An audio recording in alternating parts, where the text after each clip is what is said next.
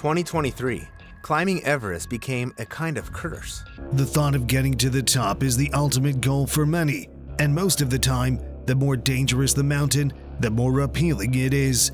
This has led to thousands of people dying over the years while trying to scale the peaks of the world, but few went worse than the stories we have for you today. Number 1. Sawang Paljor, May 11, 1996. Sawang Paljor, posthumously known as Green Boots, is an Indian climber who tragically died on Mount Everest during the 1996 Mount Everest disaster.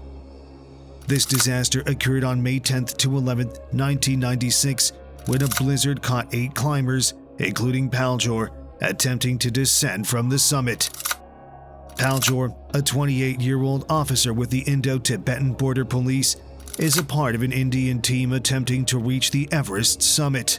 Despite his physical strength and enthusiasm, he and his teammates are unprepared for the perils they face on the mountain. During their descent, a deadly blizzard catches them, and they are never heard from again until their bodies are found. What could have been done differently to prevent this tragic outcome? The body of Sawang Paljor lies in a limestone cave on the northeast ridge route, serving as a well-known marker on Everest. At around 27,890 feet, many climbers pass this location when attempting to summit via the North Ridge. The presence of green boots on Everest becomes an essential symbol for climbers, reminding them of the dangers of climbing Everest and the importance of being prepared for the harsh mountain conditions. Some speculation arises that the body known as Green Boots might be that of Dorje Morup, another member of Paljor's team. This speculation comes from the discovery of Morup's body under a boulder near their descent route, close to Camp 6, with his clothing intact and rucksack by his side. The presence of bodies like Green Boots on Everest sparks a debate within the climbing community about the ethics of leaving dead bodies on the mountain. While common practice dictates leaving bodies on the hill if it's impossible to bring them down, many people believe it's unethical to leave them on the mountain for over 20 years. However, the high cost, risk, and difficulty of recovering these fallen climbers leave many untouched, turning Everest into a high-altitude graveyard. Number 2. David Sharp, May 15, 2006. Sharp, a 34-year-old English mountaineer, travels solo to conquer the world's highest peak. Sharp is an experienced climber with significant high-altitude mountaineering experience.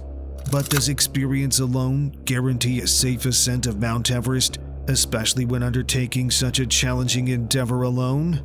We will see. He has previously participated in expeditions to other major peaks, including Gasherbrum 2 and Cho Oyu, showcasing his competence and passion for climbing. Despite his experience, Sharp's decision to attempt Everest without supplementary oxygen and with limited support is seen as highly risky. He opts for a no-service package from Asian Trekking, which provides minimal support and leaves him to climb independently without Sherpa's support or a guide. On the night of May 13, 2006, Sharp began his ascent from High Camp, aiming to reach the summit. Reports suggest that he makes it very high on the mountain, but his exact progress and whether he reaches the summit still need to be determined. On his descent, Sharp seeks shelter in Green Boots' cave. He is found in a critical condition, suffering from severe frostbite and unable to move. Throughout May 15, more than 40 climbers encounter Sharp in his dire state. Some climbers, who are part of different expeditions, notice Sharp, but cannot offer significant assistance. The harsh reality of Everest's death zone, above 26,000 feet, is such that rescuing a severely incapacitated climber is nearly impossible due to the extreme conditions, the physical and cognitive impairments caused by the altitude, and the risks to the rescuers themselves.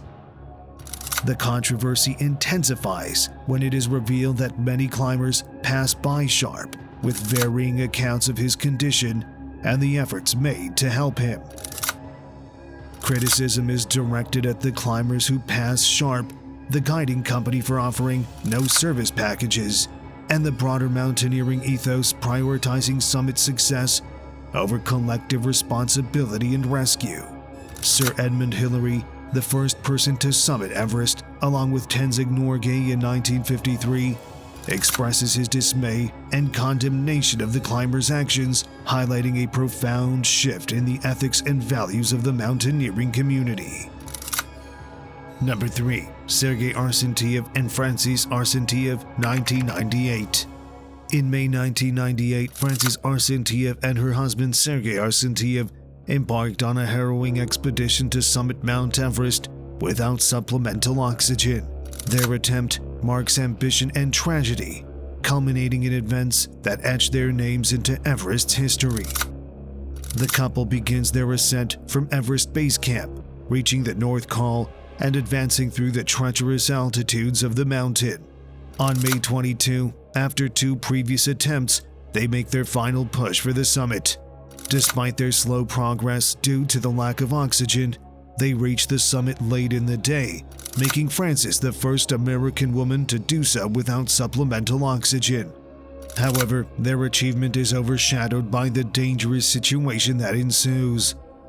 What compels climbers to push their limits even when faced with extreme conditions and uncertain outcomes?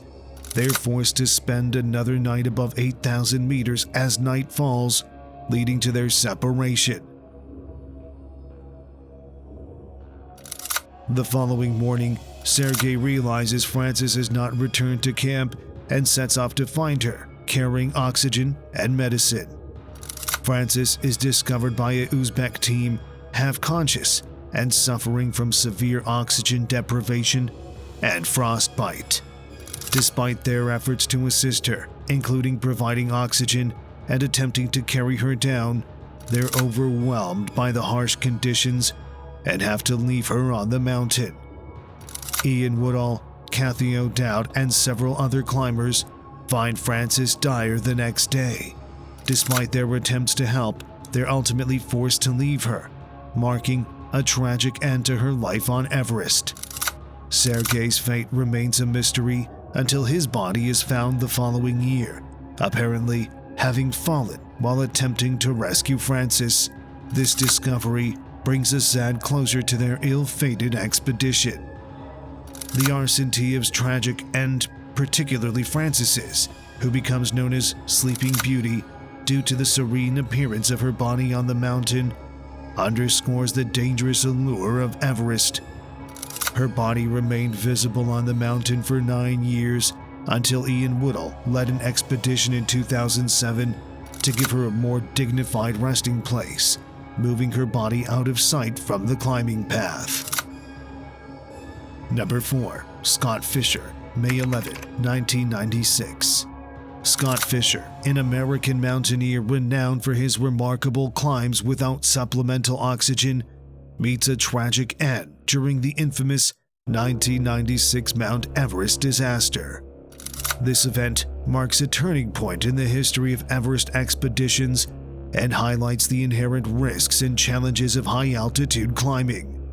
Fisher's story is a testament to the spirit of adventure and the human drive to explore the unknown, even in extreme danger. Fisher is leading an expedition for Mountain Madness, a company he founded with 19 people, including 8 clients. His team was one of several attempting to summit Everest on May 10, 1996. This date becomes one of the most tragic in the history of Everest climbing, with a sudden blizzard causing the deaths of 8 climbers from various teams. Born on December 24, 1955, Fisher has a distinguished climbing career. He and Wally Berg are the first Americans to summit Lhotse, the world's 4th highest peak. Fisher's commitment to climbing without supplemental oxygen demonstrates his exceptional physical conditioning and acclimatization to high altitudes. This same adventurous spirit and dedication characterize his leadership on Everest. What kind of physical and mental preparation is required for climbers to withstand the extreme conditions and challenges of high-altitude mountaineering? And how do they push their limits to achieve such extraordinary feats? The 1996 expedition faces delays and challenges from the outset. Fixed ropes are not installed as planned, causing significant delays. Climbers, including those from Fisher's Mountain Madness and Rob Hall's Adventure Consultants team, are held up for hours. These delays are critical as climbers are caught on the descent by a sudden and severe blizzard. Fisher reaches the summit late in the day and is descending when he becomes too ill to continue. Despite efforts by his team and passing climbers, Fisher succumbs to the elements. His climbing partner Lobsang Jangbu Sherpa attempts to assist him, but Fisher insists that Lobsang descend for help as the storm worsens. Unfortunately, when help returns, Fisher is found dead, a victim of the extreme conditions and perhaps of the very ambition that drove him to the top of the world. Fisher's legacy is multifaceted. He is remembered for his pioneering spirit and his contributions to mountaineering. His company, Mountain Madness, continues to operate, a testament to his enduring influence on the sport. Memorials on Everest and a route on Mount Kilimanjaro dedicated to him remind him of his achievements and the high price he paid in pursuit of his passion. 5. Doug Hansen, 1996. Born in 1949 in Seattle, Washington, Doug Hansen is not your typical mountaineer. Working as a postal worker, he embodies the average person's extraordinary dreams. Despite his humble beginnings, his aspiration to conquer Mount Everest illustrates the indomitable spirit of human aspiration against seemingly insurmountable odds. But what drives an ordinary postal worker to pursue such an extraordinary and scary goal, defying the odds and challenging the world's highest peak? It was to be the adventure of a lifetime, scaling the highest mountain in the world. Hansen's connection to Everest began in 1995 when he joined Rob Hall's Adventure Consultants expedition. Despite coming tantalizingly close, within 300 meters of the summit, adverse weather conditions force him to turn back.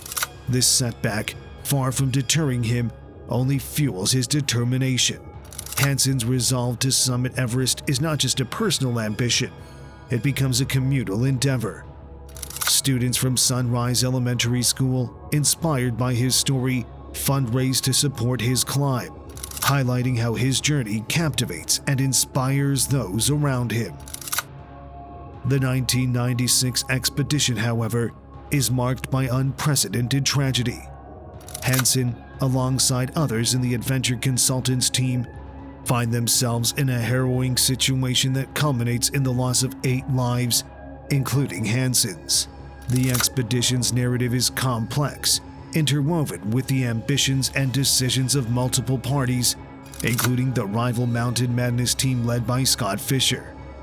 As both teams embark on their summit attempts, logistical challenges and the unforeseeable ferocity of nature converge to create a deadly scenario. The descent turns disastrous as a blizzard engulfs the mountain, disorienting climbers and severing the fragile lifeline back to base camp. Amidst this chaos, Hansen's condition worsens, highlighting the importance of acclimatization and the physical toll of high-altitude climbing. Despite earlier signs of struggle, including issues with breathing and frostbite, Hansen presses on, a testament to his unwavering resolve. The aftermath of the disaster leaves a lasting imprint on the mountaineering community, sparking debates over the commercialization of Everest and the ethical responsibilities of expedition leaders. Hansen's story in particular resonates as a poignant reminder of the human costs of chasing the extreme limits of adventure and exploration. His legacy, however, extends beyond the tragic end. It is a powerful narrative on the capacity for human endurance, the pursuit of dreams against all odds, and the profound impact of individual stories on collective consciousness. Number 6. George Mallory and Andrew Irvine, 1924. George Mallory, born June 18, 1886 in Moberly, Cheshire, England, is a seasoned climber and a veteran of World War I. His passion for mountaineering matches his ambition to scale Everest. Mallory was a part of the British Mount Everest reconnaissance expedition in 1921 and a subsequent attempt in 1922, where his team set a world altitude record of 27,300 feet, 8,321 meters, using supplemental oxygen. This set the stage for the 1924 expedition, his third and final attempt. Andrew Sandy Irvine, born in 1902, is an engineering student at Oxford University and a newcomer to the high-altitude mountaineering scene. Despite his lack of experience compared to Mallory, Irvine's mechanical skills, particularly with oxygen apparatus, make him an invaluable team member. The pair is last seen on June 8, 1924, ascent toward the summit via the Northeast Ridge, disappearing into the clouds and history. The 1924 British Mount Everest expedition is notable not just for its ambitious goal, but for the composition of its team. Selection is based on the mountaineering ability and the climber's family status, military experience, and educational backgrounds. The team includes a mix of soldiers, doctors, engineers, and teachers, reflecting the expedition's blend of adventure, scientific inquiry, and national pride. The journey to Everest is arduous, involving long treks through the Himalayas, negotiations with local authorities, and the logistical challenge of transporting equipment and supplies. The expedition establishes its base camp at the Rongbuk Monastery, from where they plan their assault on the summit. The route to the top is fraught with difficulties, notably the treacherous second step, a steep rock face on the northeast ridge that is a significant obstacle to the summit. Mallory and Irvine's final climb begins under promising conditions, but they are never seen alive again. A fellow climber, Noel Odell, last spots them going strongly for the top near the second step. Their disappearance spawns countless theories and expeditions to find them or evidence of their fate. What could have happened to Mallory and Irvine during their final push for the summit, and what clues might unravel the mystery of their disappearance? In 1999, an expedition found Mallory's body on the mountain's north face, remarkably preserved but showing signs of a fatal fall. The discovery provides clues, but no definitive answer to whether they had reached the summit. Mallory's body is found without the photograph of his wife, which he had promised to leave on the summit, fueling speculation that they might have reached their goal. However, Irvine's body and the camera they reportedly carry, which can hold photographic evidence of their success, have never been found. 7. Uttarakhand Avalanche 2022. Moving from Everest to Uttarakhand, a state in northern India with more than 40 mountains, one of which is called the Draupadi Ka Danda. On October 4, 2022, 27 people from Advanced Mountaineering course of the Nehru Institute of Mountaineering were conducting various exercises on the slopes that day. The area had received heavy rainfall over the last few weeks, which is thought to be one of the main reasons for the vast avalanche that happened that day. There was no indication of the weather, and no one is sure to this day what caused it, but thousands of tons of snow and ice came barreling down the side of the mountain and buried the entire mountaineering group. Because of how close they all were to the main body of the avalanche, all were quickly buried and lost their lives in a single incident. With 27 victims, it is officially the worst mountaineering accident in Indian history. Number 8. The 2008 K2 disaster. Do you know what's the second highest mountain on Earth? K2 stands at 8,610 meters, only 238 meters shorter than Everest. It is considered one of the most dangerous mountains to climb due to its highly unpredictable weather, frequent avalanches, and rock falls. However, this did not deter several groups in 2008 from attempting to reach its summit. The night before the ascent, Climbers from various groups decided to collaborate and strive for the summit as one united team, comprising individuals from 7 countries and a local Sherpa serving as a guide. On August 1st, 2008, the group initiated the climb and reached the base camp 4 without encountering any issues. However, beyond this point, the ascent became significantly more challenging.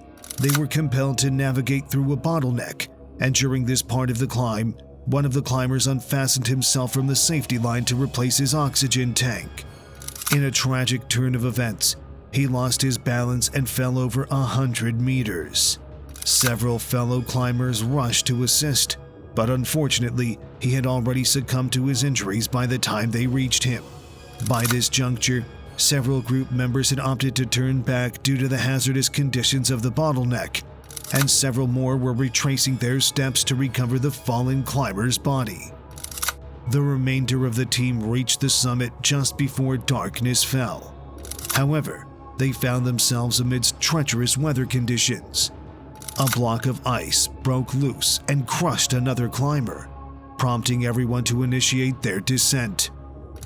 At this point, the group divided into smaller teams, embarking on the descent at different times. The most significant loss of the day occurred when an ice avalanche severed all the guide ropes for an entire team, resulting in the deaths of 4 individuals. The circumstances surrounding the other fatalities remain a mystery because climbers had separated and chosen different paths. However, 2 Sherpas who had descended before the accidents reported observing several objects falling down the mountain, and one climber narrowly avoided being crushed by a falling body as he reached the base of a cliff. 9. The first descent of Matterhorn. Edward Whymper, born in 1840, leads an era-defining mountaineering expedition. As Encyclopedia Britannica reports, the British engraver arrives in Switzerland to create art for an alpine book and discovers his true passion. In the first half of the 1860s, he successfully ascends several mountains. However, one peak continually eludes him: the Matterhorn. Whymper embarks on his climbing journey during the golden age of alpinism. During this era, predominantly British mountaineers compete to become the first to conquer the peaks of the Alps and other mountain ranges. Surprisingly, relatively few lose their lives in pursuit of glory, national pride, and scientific progress. Whymper endured no less than 7 unsuccessful attempts to conquer the mountain, with the first one occurring in August 1861, as Adam Ruck writes for The Telegraph. For most of these attempts, he is accompanied by a local guide named Jean-Antoine Carrel, who shares his aspiration of reaching the summit. The group spends an hour at the summit, marveling at the view. Whymper writes, "There were forests, black and gloomy, and meadows bright and lively, bounding waterfalls and tranquil lakes, fertile lands and savage wastes, sunny plains and frigid plateau. There were the most rugged forms and the most graceful outlines, bold, perpendicular cliffs and gentle undulating slopes, rocky mountains and snowy mountains, somber and solemn or glittering and white, with walls, turrets, pinnacles, pyramids, domes, cones, and spires. There was every combination that the world can give and every contrast that the heart could desire." However, after that crowded hour of glorious life, they face the descent, which is far more challenging than the ascent. During what Whymper calls the difficult part, the mountaineers tether themselves together. Tragically, one of them slips. Whymper and one of their guides manage to secure themselves, but the rope snaps.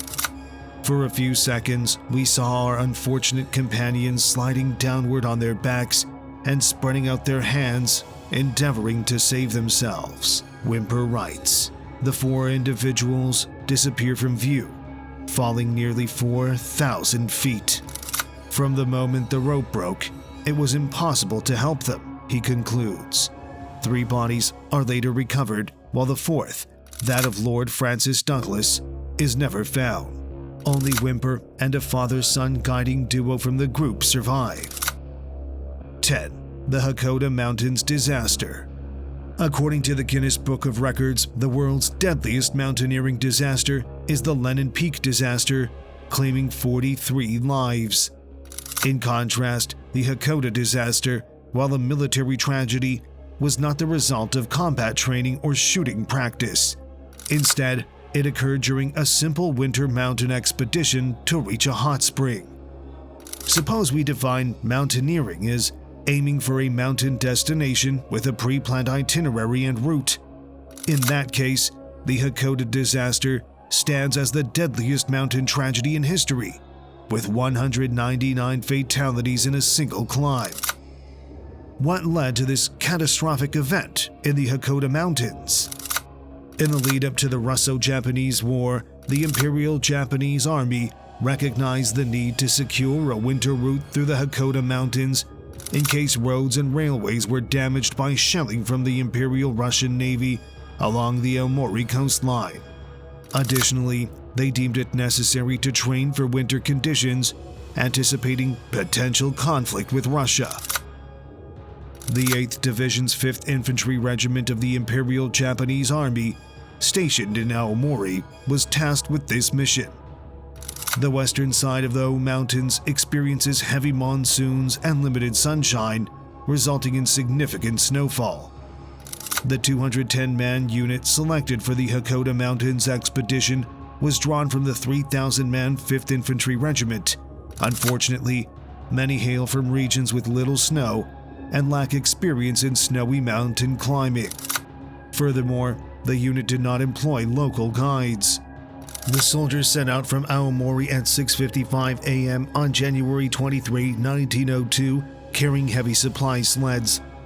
Their destination was Toshiro Hot Spring, situated 20 kilometers or 12 miles away in the Hakoda Mountains. By 4 p.m. on January 23, they had reached the summit of Umatatiba, 732 meters or 2,402 feet, a mere 4 kilometers from their first day objective, Toshiro Hot Spring. What was their progress on the first day of the expedition? However, the weather took a sudden and severe turn on the third day, January 25, 1902. The temperature plummeted to negative 41 degrees Celsius, negative 41.8 degrees Fahrenheit, marking the lowest temperature in Japanese weather recorded history. A massive low-pressure system loomed over the Hakoda Mountains. Amid the blizzard and deep snow, the soldiers found themselves lost on the northeast slope of the mountains, enduring several days of hardship. While the unit missed its expected return date on January 24, the regimental HQ in Aomori remained optimistic until January 26, when a 60-man rescue party was dispatched to locate and retrieve the missing soldiers. What actions were taken by the authorities when the unit failed to return on time? On January 27, the 5th day since their departure, Corporal Fusanosuke Goto was discovered standing buried in the snow, becoming the first survivor found by the rescue party. The details of the disaster that befell the unit during their Hakoda mountain trek were revealed through Corporal Goto's account. Subsequently, the 5th Regiment and the 8th Division were on full alert, launching extensive search and rescue and recovery operations that spanned months and involved tens of thousands of soldiers and villagers. The last survivor was found on February 2nd, and the final body was recovered on May 28th. How did the search and rescue efforts unfold after Corporal Goto's discovery? 193 of the 210 men perished due to freezing conditions during the expedition. An additional 6 succumbed to their injuries within 2 months after being rescued. Tragically, 8 of the 11 survivors required amputations of their limbs due to frostbite, including Corporal Goto. I hope you liked this video. Explore more thrilling tales of mountaineering courage and tragedy. Click to watch our related video on the world's deadliest mountains. Discover, learn, and honor the adventurer's spirit. Continue the journey with us. Watch now!